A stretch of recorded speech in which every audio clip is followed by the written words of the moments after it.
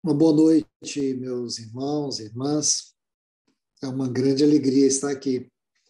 Como o Ricardo disse, é um arranjo do Senhor. Eu não tinha essa expectativa de que pudesse participar desta reunião tão especial.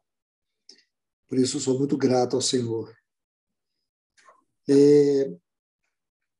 Eu creio que hoje, no nosso país, de maneira geral, a gente pode dizer assim, pelo menos a metade dos brasileiros amanheceram bem frustrados com o resultado dessa última eleição. E claro que eu também fiquei muito frustrado, porém, para mim não foi nada surpreendente. Eu preciso respeitar o sentimento das pessoas, é claro. Então, eu recebi muitas manifestações de frustração, de decepção, de desânimo. Mas, assim, eu quero colocar algo aqui com muito cuidado, sabe, irmãos? Queria que vocês refletissem. Essa eleição, ela só era política, ela tinha apenas um aspecto político. Olhando por um lado, por um ângulo, é claro. Mas ela, por outro lado, também você olha, ela tem um aspecto espiritual. Eu acho que nós precisaríamos observar esse detalhe tão importante. Ultimamente, visitando várias comunidades, eu percebi assim o quanto os irmãos estavam aflitos com essa possibilidade da esquerda vencer aqui no Brasil. E pude sentar com muitos irmãos e mais do que ouvir foi ter o discernimento de que os irmãos estavam lutando a batalha errada, lutando aquela guerra que o Senhor não havia dado para eles. Eu sei, irmãos, que como cidadãos, como pessoas de bem, nós não temos prazer de ver o mal, a impiedade, a perversidade, as ideologias perversas tomarem conta do nosso país. Agora, a pergunta que eu faço é: em qual direção nós estamos caminhando? Será que em algum momento, irmãos, nosso Senhor Jesus, ou mesmo os apóstolos, deixou para nós claro que o tempo da iminência da volta do Senhor seria um tempo onde nós iríamos gozar paz, segurança, onde nós iríamos ver a iniquidade diminuir, onde nós iríamos ver a corrupção diminuir, ou de fato nós iríamos ver a impiedade aumentar? Então, assim, eu quero dessa palavra no sentido de encorajar os irmãos. Não fique desanimado, não fique frustrado. Infelizmente, nós precisamos passar por um momento como esse. O Brasil tinha um presidente que temia Deus, um presidente que, a despeito das suas particularidades, que eu creio que muitos de nós que não concordavam, mas ele dava toda a abertura para que o povo de Deus pudesse servir, cultuar. Ele tinha no governo dele várias pessoas cristãs. Enfim, foi algo inédito para nós cristãos. Acho que todos nós que temos aí muitos e muitos anos de fé, posso dizer assim, décadas de fé, nunca tínhamos visto um presidente que demonstrasse tanto apreço a Deus e ao povo de Deus, como o atual presidente. Porém, nós vimos aí um partido de esquerda que está ligado a regimes comunistas e a várias formas de ideologias que afrontam o caráter de Deus. Então, nenhum cristão se sente confortável vendo uma situação como essa. Agora, é importante, irmãos, olharmos para a palavra de Deus. Sabermos que o nosso Senhor ele não foi vencido e nada poderá vencê-lo. E que, como igreja, nós precisamos entender que nós somos chamados para viver a melhor fase, a mais importante, embora talvez a mais difícil, antes do Senhor cumprir essa dispensação. E tudo indica, irmãos, aonde nós conseguimos olhar, tanto de forma histórica como de forma bíblica, nós fazemos parte daquilo que conhecemos como sendo a última hora. E se é a última hora, como que nós devemos nos portar?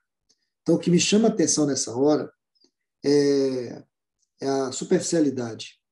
Como muitos cristãos hoje são superficiais. Como muitos cristãos hoje não têm uma vida devocional séria. Como muitos cristãos hoje são fáceis de ser conduzidos ou envolvidos por coisas que Deus não está envolvido, por aquilo que Deus não está à frente, por aquilo que o Espírito Santo não está conduzindo.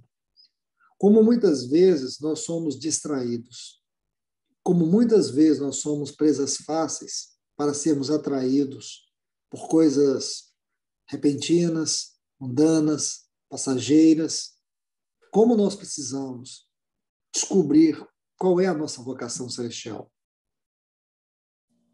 Ultimamente, o Senhor tem falado muito ao meu coração sobre os obstáculos ao avivamento. E comecei a estudar com alguns irmãos, baseado em Êxodo capítulo 32. Ali nós vemos dois cenários.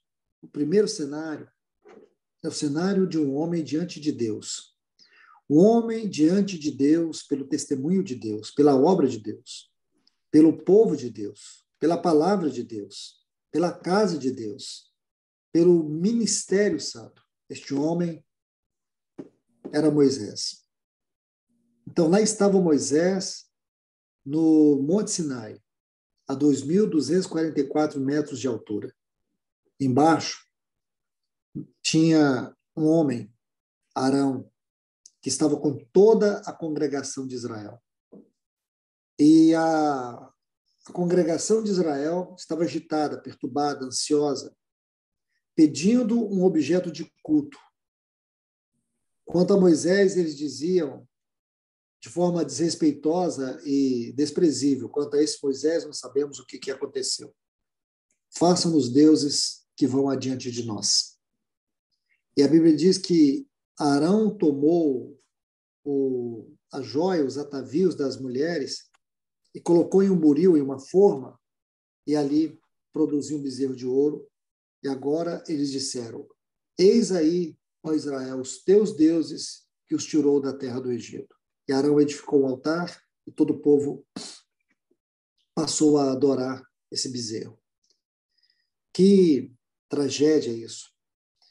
Porque nós sabemos que Deus, ele diz para Moisés descer, porque Arão deixara o povo à solta. Então aqui nós temos muitas lições. Que tipo de relacionamento nós queremos ter com Deus? Com que ministério nós queremos nos envolver com Deus? Que tipo de palavra nós queremos ouvir? Qual é o modelo de ministério nós queremos para sermos conduzidos até a plenitude de Cristo, que é uma figura da Canaã, onde o povo de Israel peregrinou até entrar? Isso é muito importante, porque parece, irmãos, que a grande maioria das pessoas preferem o evangelho superficial, preferem ser conduzidos por homens que não têm uma visão de Deus, ser conduzidos por ministérios que estão ali para satisfazer os seus desejos e não a vontade de Deus.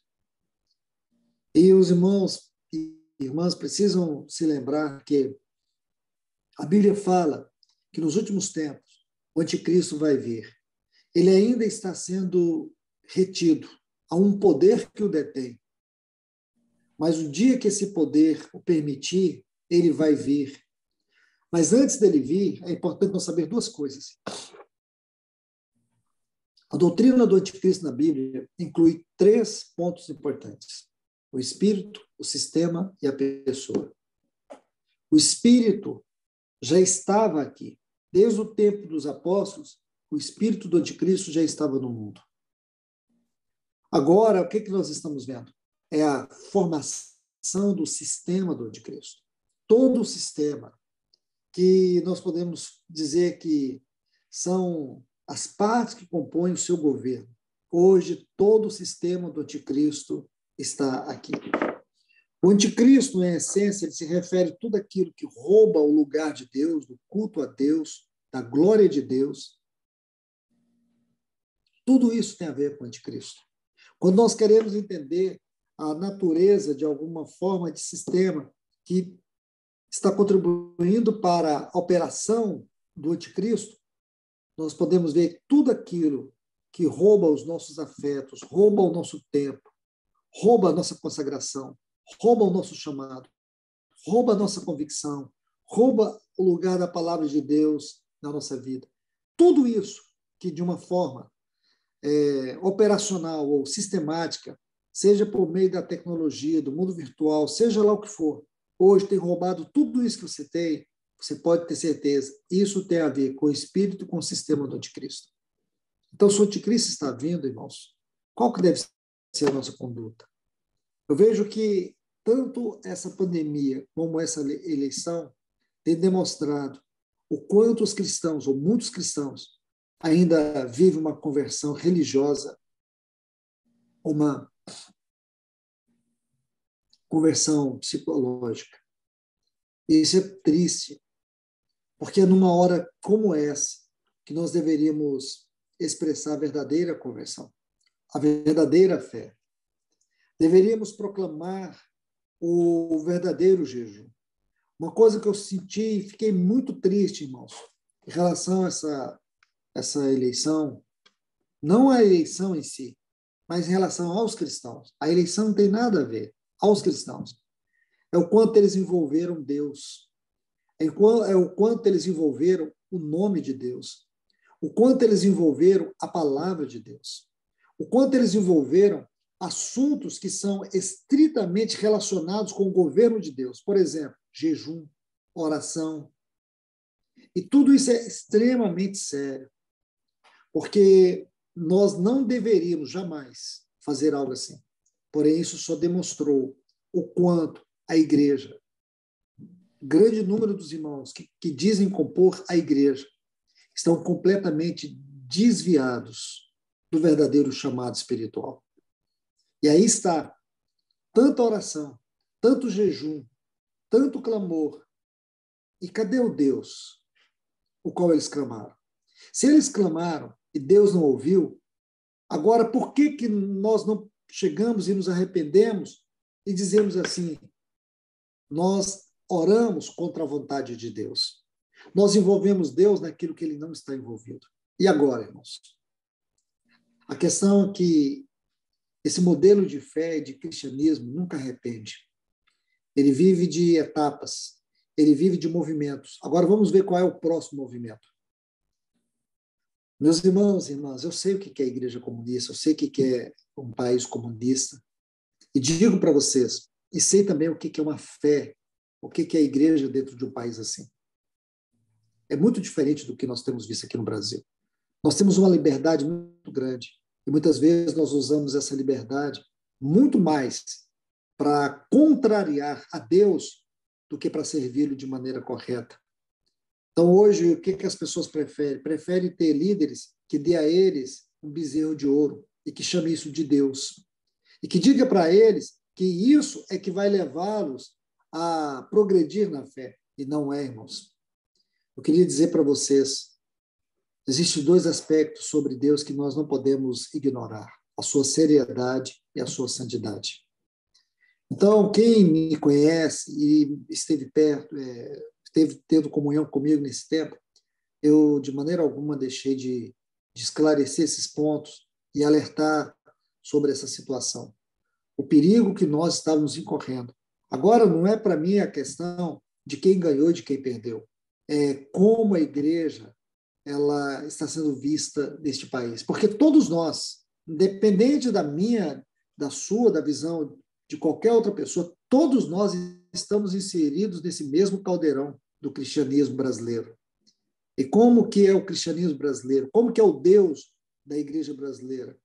É o Deus que não ouve as orações do seu povo, é o Deus que não importa para o jejum do seu povo, é o Deus que deixa o mal prosperar, é o Deus que deixa o comunismo entrar numa nação que é chamada de nação cristã. Não. Deus não está nisso. Deus ele não está envolvido. Nenhum presidente hoje que esteja atuando ou mesmo sendo delegado para uma função de governo vai interferir naquilo que emana do trono de Deus.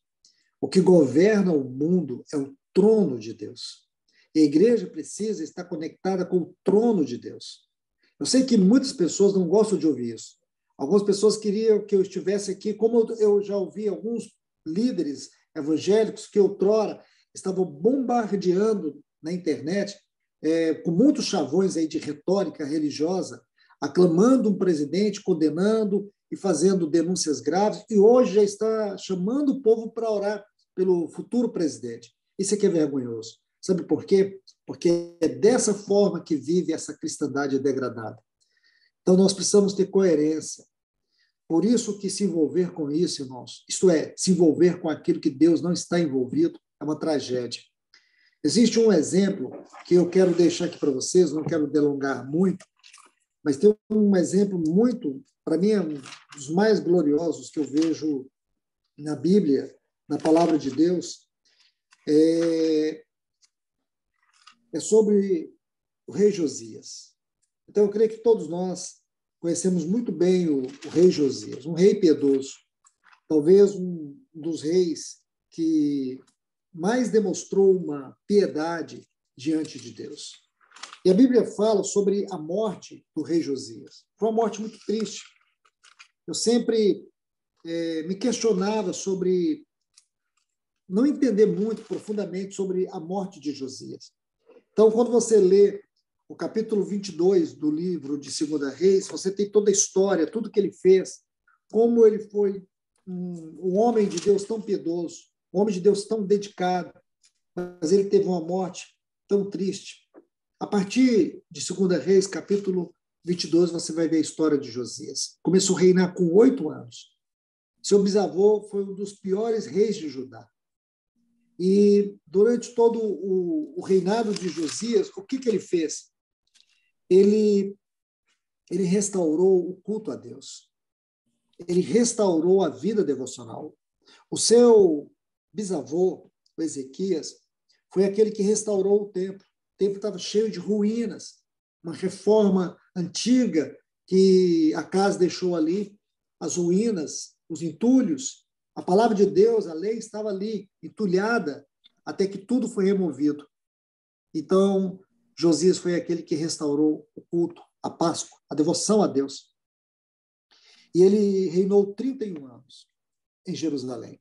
Mas ele teve uma morte triste. Sabe como foi que ele morreu? Ele morreu numa guerra. Ele entrou numa guerra a qual Deus não havia dito para ele entrar. Ele tentou lutar contra o Egito. E Faraó Neco disse para ele não entrar, que aquela guerra não era dele. Sabe o que ele fez? Ele entrou. E sabe o que aconteceu? Ele foi ferido e morto. Esta é uma grande lição para nós. Entrar em guerras nas quais Deus não está envolvido. Nos envolver com aquilo que Deus não está envolvido. A história de Josias é algo que fala muito ao meu coração. Então, o que eu tenho feito hoje é encorajar os irmãos, encorajar a igreja do Senhor a retornar à sua vocação celestial. Me lembro muito bem, no tempo da pandemia, como muitos cristãos ficaram perturbados em relação a isso. E na minha cidade, por exemplo, as comunidades evangélicas fizeram um grande movimento de jejum e de oração.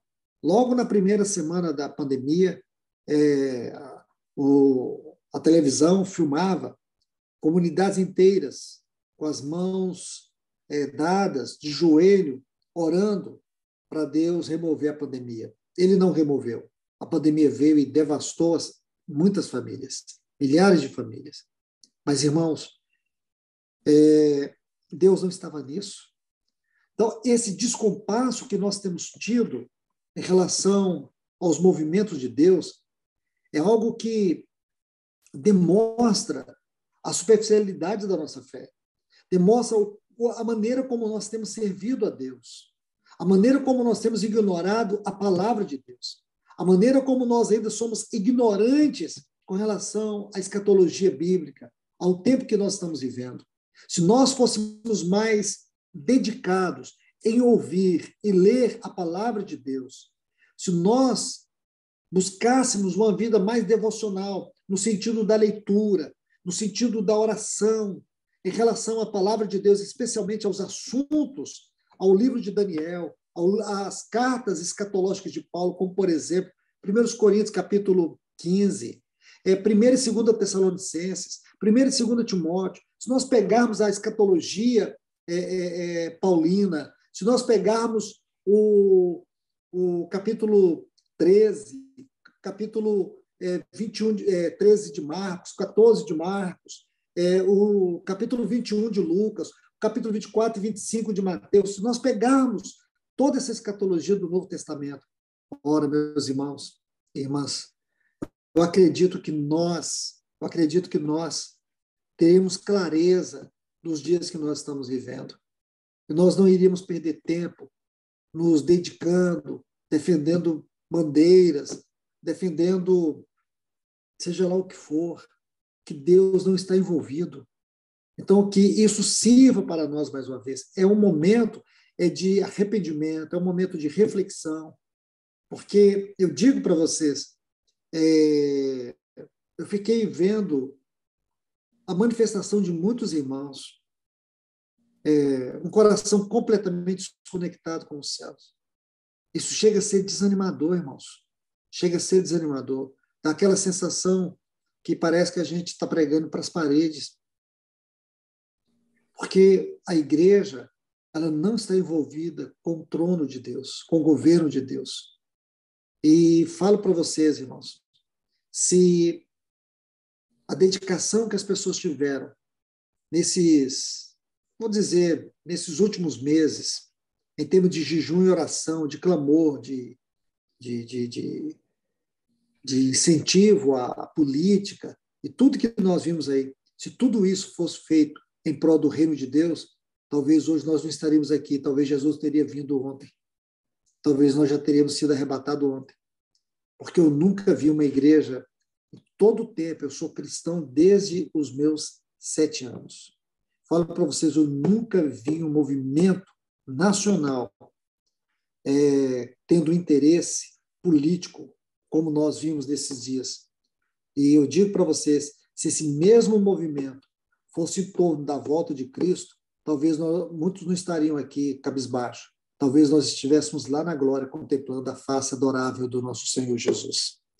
E eu falo para vocês, pessoalmente, eu falo de mim, eu estou muito envergonhado, mas muito envergonhado. Eu estou envergonhado não é porque alguém perdeu ontem a possibilidade, ou o atual presidente perdeu a eleição. Eu não estou envergonhado com isso. Eu estou envergonhado o quanto a igreja tem perdido do Espírito Santo, de Deus, o quanto Satanás tem ganhado, o quanto ele pôde macular o testemunho de Deus, o quanto o nome de Deus hoje está sendo tripudiado, o quanto a fé evangélica se tornou uma coisa banal. Isso me envergonha. Isso me abate. A minha tristeza é essa. Porque quem governa, eu sei quem é. Você também sabe. Agora, essa situação que esse cristianismo degradado provocou na esfera espiritual, é isso que pesa. Então, que o Senhor tenha misericórdia de nós. Eu creio que a igreja do Senhor Jesus está precisando muito mais de oração do que o Brasil. O Brasil, assim como todo mundo, está debaixo da ira de Deus. E Deus vai julgar essa terra e Deus vai julgar esse mundo. Agora eu falo para vocês, a igreja precisa de uma profunda conversão, de uma verdadeira conversão, de um verdadeiro arrependimento. Caso contrário, vai ficar choramingando o resto da vida, vai ficar se debatendo. E quando abrir os olhos, Jesus já veio, já buscou os seus, e eles vão ficar aí adorando o anticristo. Este tempo provou isso, provou o quanto o anticristo, com muita facilidade, vai atrair as pessoas e vai manter elas debaixo do jugo dele. Então, que hoje nós possamos fazer essa reflexão, nós possamos nos colocar do lado de Deus, do lado da sua palavra, e nós possamos nos humilhar e arrepender. Que o Senhor tenha misericórdia de nós. Que Deus os abençoe.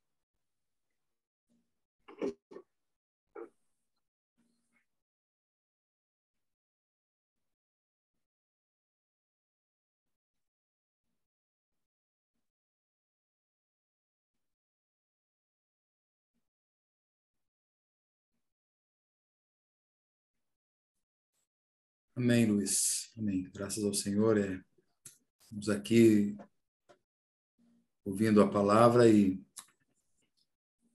discernindo tudo que você colocou aqui para nós e vemos que realmente o Senhor, ele deseja isso mesmo. Deseja que o seu povo se arrependa. E é interessante que você trouxe aí várias expressões. A gente tem estado aqui toda segunda-feira. E o Thomas, ele compartilhou aqui, já algumas segundas-feiras, uma série do chamado celestial, da vocação celestial, da casa de Deus, do sacerdócio cristão. Então, a gente vê o Espírito Santo já guardando os nossos corações, de alguma maneira, para que a gente possa compreender o que de fato nós somos chamados. Porque exatamente isso que aconteceu. Nós nos esquecemos daquele chamado glorioso do Senhor Jesus um dia nas nossas vidas. Aquele que nos tirou do império das trevas e nos colocou no seu reino. Então, se o nosso coração hoje ele está aflito mesmo, e a gente viu muita tristeza. Hoje mesmo eu tive notícia de irmãos que ontem ficaram muito tristes com tudo que aconteceu. Então, é como diz a palavra de Deus, né? O Senhor diz lá em Deuteronômio, no capítulo 8, eu te coloquei no deserto para te provar. E uma das coisas que ele diz é para ver o que estava no teu coração. Então, é isso que muitas vezes mostra o que nós somos. Não são as nossas ações, mas as nossas reações. E as nossas reações têm sido de verdade, assim, vindo contra nós mesmos. Agora, ontem mesmo, no término da reunião, a gente estava se lembrando que muitas vezes o Senhor, ele, para julgar um povo, uma nação, ele coloca reis maus ali. Essa é uma maneira que o Senhor trabalha. E agora, graças a Deus, porque sempre há também um caminho de arrependimento. E o Senhor está sempre pronto. Na nação de Israel era assim. Sempre o povo estava lá e idolatria e outros deuses e dá-nos reis como tem as outras nações. E de repente o povo caía no que nós vemos aqui na sua palavra, numa apostasia. E é isso que nós vimos mesmo. Deus, ele passou apenas a ser para nós um chaveirinho. Sabe um chaveirinho de lembrança de alguma coisa? Lembrança de tal lugar? Então, Deus deixou de ser Deus na nossa vida. E muitos acharam que a eleição desse ano era uma eleição a Deus, que o candidato era candidato a Deus. E era só um candidato a um cargo público. Mas o coração foi mais forte nesse caminho do que de fato é o que deveria ser. E a gente não guardou o nosso coração, como diz a palavra de Deus, que sobre todas as coisas o nosso coração precisa estar guardado. Então, irmãos, que a gente possa aproveitar essa semana para... A gente sabe, o Luiz sabe também, está informado, os irmãos sabem, que nós temos aí a possibilidade de... Está sendo falado de... Não se falou em guerra civil, mas falou em artigo da Constituição. Irmãos, vamos guardar o nosso coração. Vamos aproveitar essa semana para, quando ter essas notícias, a gente guardar na nossa mente, porque o coração é a nossa mente também. E aqui procede as fontes da vida, o nosso coração. Por que nós estamos tristes, abatidos? Por que nós não gastamos mais energia com as coisas do alto, com as coisas do céu, com as coisas celestiais? Então, que o Senhor nos ajude, nos socorra. Irmãos, uma última coisa, assim, para a gente encerrar, né? Nós nos esquecemos também da nossa posição espiritual. Efésios 2 vai falar que nós estamos assentados nos lugares celestiais em Cristo. Nos lugares celestiais em Cristo. Então, essa é a nossa posição. A nossa visão tem que ser de um ponto mais alto. Observar tudo como Deus observa, porque a gente acha que o nosso país é a última bolacha do pacote de Deus. A gente acha que o Brasil, ele vai ser a nação que vai socorrer outras nações. Eu não sei, irmão, sei isso, eu não sei. Se for, prepare que você vai ter muito mais responsabilidade do que você já tem hoje. Porque a gente não está falando de coisa simples. E outra coisa, irmãos, eu me lembrei hoje de uma palavra que Jesus disse para Pedro: embainha a tua espada. Ou seja, o nosso governo agora, o nosso reinar agora é como Efésios capítulo 6. Tomai toda a armadura de Deus, para que possais resistir contra todas as ciladas do maligno. Então, a nossa luta não é contra carne e sangue. Então, embainha a tua espada. E que o Senhor nos socorra. Irmãos, uma última coisa aqui. Eu estou vendo o Thomas aqui, Thomas. Thomas, abre o teu áudio, meu irmão. Vamos aproveitar aqui você, por favor, amado. Olá, Luiz, querido. Olá, irmãos. Que alegria vê-los, hein? Palavra preciosa, Luiz. Olha, graças ao Senhor. Eu estava pensando enquanto você partilhava, né? A igreja, ela foi vitoriosa sobre o grande Império Romano por 4 séculos. Quanto mais era perseguida, mais ela crescia. Quanto mais ela era exprimida, mais ela avançava espiritualmente. Então, todas as provas que têm vindo sobre nós, bem-vindas às provas do Senhor, não é para destruir a igreja, é para purificá-la, é para que sejamos purificados. Então, o Senhor está no comando de todas as coisas. Me lembro ontem, no início do reunir, eu disse que nós temos um Deus que contabiliza fios de cabelo da nossa cabeça, um Deus que todos os pardais que caem por terra, ele dá baixa lá na sua contabilidade também. Então, nós temos um Deus todo-poderoso, soberano, que reina, que governa. Nossos corações devem estar ligados verticalmente ao coração dele. É lógico que, como todos, né, como foi falado, nós temos uma direção, temos uma clareza de tudo aquilo que nós entendemos o que poderia ser melhor para a nossa nação. Mas o nosso Senhor sabe o que é melhor para o seu povo nesse tempo. Nós precisamos, pela graça dele, passar por essas situações. E como o Ricardo mesmo disse, sabe, nós temos que permanecer em oração, clamando ao Senhor. O desenrolar dessa semana ainda permite que nós coloquemos nossos joelhos em terra e sempre clamando para que a vontade dele, que é boa, perfeita e agradável, sempre se realize. Então, é essa palavra que eu deixo para os meus amados irmãos aí.